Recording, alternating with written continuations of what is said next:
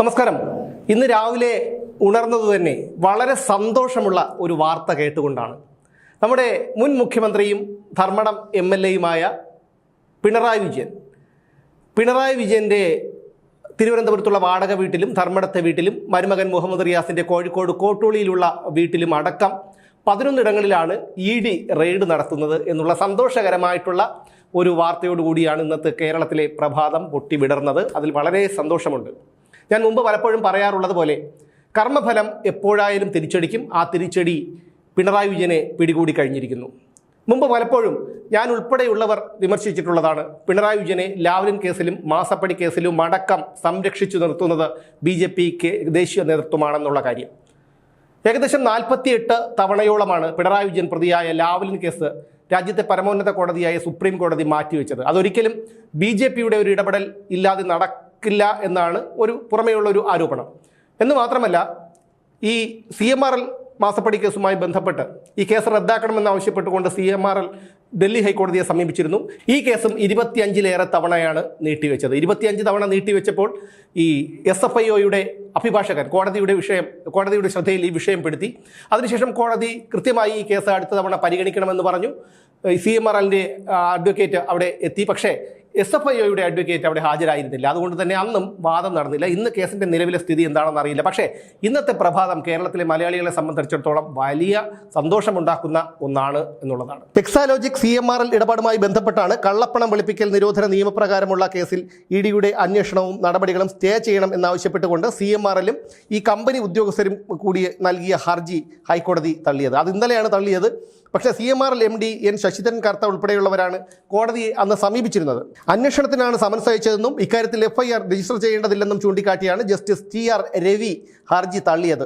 സത്യം പറയാനും വിശദീകരണത്തിനുമാണ് സമൻസ് അയക്കുന്നത്. ഈ ഘട്ടത്തിൽ ഹർജി അപക്വമാണെന്നും കോടതി ചൂണ്ടിക്കാട്ടിയിട്ടുണ്ടായിരുന്നു. ഇന്ന് പുലർച്ചെയാണ് ED തിരുവനന്തപുരത്ത് ബേക്കറി ജംഗ്ഷനിലുള്ള പിണറായി വിജയൻ്റെ വാടക വീട്ടിലെത്തിയത്. പിണറായി വിജയനും മകളുമൊക്കെ അവിടെ ഉണ്ടായിരുന്നു. മകളെ ചോദ്യം ചെയ്യുകയാണ് എന്നുള്ള വിവരവും ഇപ്പോൾ പുറത്തു വരുന്നുണ്ട്. അതീവ സുരക്ഷയോടുകൂടിയാണ് ഈ ചോദ്യം ചെയ്യലും പരിശോധനയും ഒക്കെ നടക്കുന്നത്.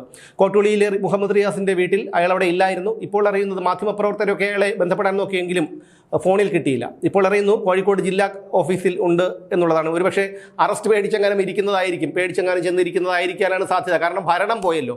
അമ്മാവൻ മുഖ്യമന്ത്രി സ്ഥാനത്ത് നിന്ന് ഇറങ്ങി, മന്ത്രിസ്ഥാനത്ത് നിന്ന് താനും ഇറങ്ങി. അതുകൊണ്ട് എങ്ങനെയാണ് പണി വരുന്നത് എന്നുള്ള കാര്യം അറിയില്ല. അപ്പോൾ പാർട്ടി ഓഫീസിലൊക്കെ കയറി അത്ര പെട്ടെന്ന് പിടിക്കില്ല എന്നുള്ള ഒരു തെറ്റിദ്ധാരണ കൊണ്ടായിരിക്കാം അവിടെ കയറിയിരിക്കുന്നത്. എന്തോ ആയിക്കോട്ടെ, എന്തായാലും പരിശോധന നടക്കുകയാണ് 11 ഇടങ്ങളിൽ. ശശിധരൻ കർത്തായുടെ വീട്ടിലും പരിശോധന നടക്കുകയാണ്. പക്ഷേ അയാളും അവിടെ ഇല്ല.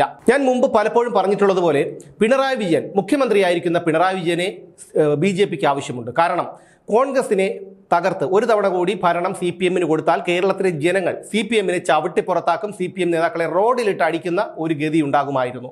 അതോടുകൂടി കോൺഗ്രസ് തകരും. അടുത്ത തവണയെങ്കിലും 2031-ലെങ്കിലും ഒരു തൂക്കുമന്ത്രിസഭയോടുകൂടി BJPക്ക് അധികാരത്തിൽ വരാമെന്നുള്ളൊരു ധാരണ ഒരുപക്ഷെ അവർക്കുണ്ടായിരുന്നിരിക്കാം. എന്തായാലും BJPയുടെ ഒരു പിന്തുണയില്ലാതെ ഈ ലാവ്ലിൻ കേസും മാസപ്പടി കേസും ഒന്നും ഇത്രയധികം മാറ്റിവെക്കില്ലെന്നുമൊക്കെ എല്ലാവർക്കും അറിയാവുന്നൊരു കാര്യമാണ്. അങ്ങനെയാണ് പറഞ്ഞു കേട്ടതും. അതുമാത്രമല്ല, SFIO, ED, കസ്റ്റംസ് അങ്ങനെ നിരവധി കേന്ദ്ര ഏജൻസികൾ പിണറായി വിജയനുമായി ബന്ധപ്പെട്ട പലർക്കെതിരെയും അന്വേഷണം നടത്തിയിട്ടുണ്ട്. പക്ഷേ ആ അന്വേഷണങ്ങളൊക്കെ പാതി വഴിയിൽ നിലച്ച മട്ടായിരുന്നു. എന്നാൽ ഇന്ന് പിണറായി വിജയൻ വെറും കീറ കടലാസിൻ്റെ വില മാത്രമാണുള്ളത്. ഒരു പ്രതിപക്ഷ നേതാവ് ആയി അദ്ദേഹം ഇരിക്കുകയാണ്. പക്ഷേ ആ സ്ഥാനത്തിരിക്കാൻ അണികൾക്ക് പോലും താല്പര്യമില്ല. ഇറങ്ങിപ്പോ എന്ന് പറഞ്ഞിട്ട് പോലും പിണറായി വിജയനെ അവിടെ വിട്ട് പോകാൻ കഴിയാത്തത് ഇതുപോലെയുള്ള പ്രതിപക്ഷ നേതാവിന് കിട്ടുന്ന ഒരു അധിക നിയമ പരിരക്ഷ കിട്ടും എന്നുള്ളത് കൊണ്ടാണ്. അല്പമെങ്കിലും നാണമോ മാനമോ ഉളുപ്പോ മര്യാദയോ മാനക്കേടോ ഉണ്ടായിരുന്ന ഒരു വ്യക്തിയായിരുന്നു വിജയനെങ്കിൽ അയാൾ അപ്പോൾ തന്നെ ഇറങ്ങിപ്പോകുമായിരുന്നു. അല്ലെങ്കിൽ അയാൾ ഈ സ്ഥാനം തന്നെ രാജിവെച്ച് വീട്ടിൽ പോയിരിക്കുമായിരുന്നു. പക്ഷെ അത് ചെയ്തില്ല. അതിൻ്റെ കാരണം ഇത്തരത്തിലുള്ള നിയമ പരിരക്ഷ കിട്ടും എന്നുള്ളത് കൊണ്ടാണ്. അപ്പോൾ BJPയെ സംബന്ധിച്ചിടത്തോളം ഇനി പിണറായി വിജയന് ഒരു കടലാസിൻ്റെ വില മാത്രമേ ഉള്ളൂ. പിണറായി വിജയനെ കൊണ്ട് ഇനി ഒന്നിനും കഴിയില്ല. അതുകൊണ്ട് പിണറായി വിജയനെ പൂട്ടിയാൽ, പിണറായി വിജയനുമായി ബന്ധപ്പെട്ട കേസുകളൊക്കെ അന്വേഷിച്ചാൽ, ആ ഒരു ആരോപണം നിലനിൽക്കുന്നുണ്ട്.